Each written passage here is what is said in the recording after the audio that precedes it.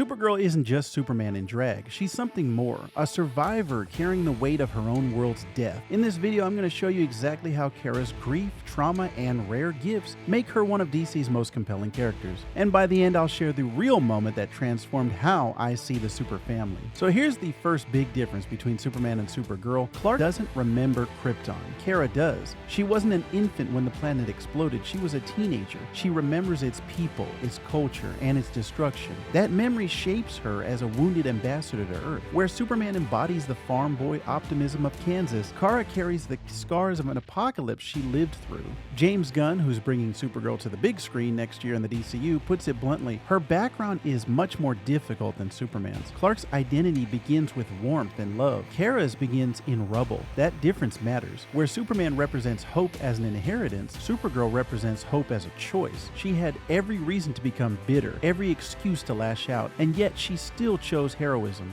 Even her powers hint at those differences. In some stories, Kara processes solar energy differently than Clark, sometimes manifesting protective crystal structures under extreme stress. It's not just a cool visual, it's a metaphor for fractured resilience. Her trauma literally reshapes her abilities, reminding us that she is not a carbon copy of Superman.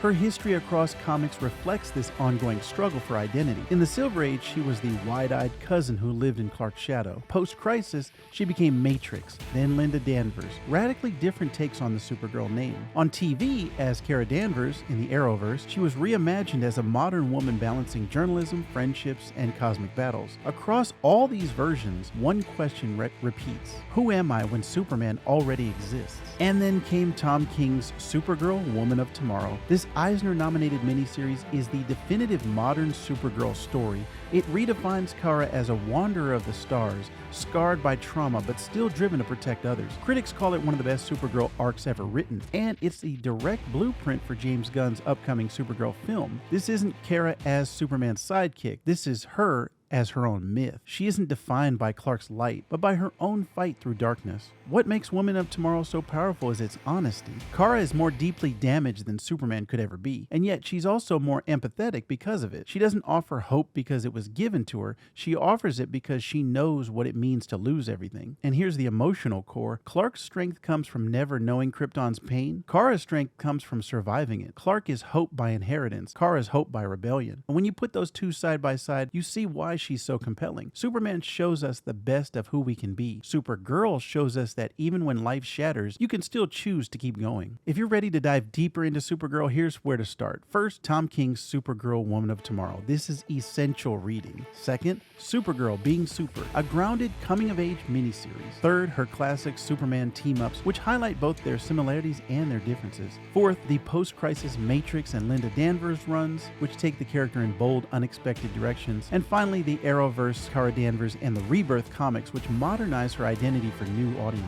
Now let's stir the pot. I'd argue Kara needed more courage than Clark ever did. Do you agree? Drop your take in the comments. I'll spotlight the sharpest ones and tell me what's the single Supergirl moment that hit the hardest. For me, here's why all of this matters. I've never been to Krypton, but I've lost worlds. Kara reminds me that even if your story starts in tragedy, your ending is written by choice. She's living proof that resilience is more heroic than invulnerability. That's why I think she deserves to stand side by side with Superman, not beneath him.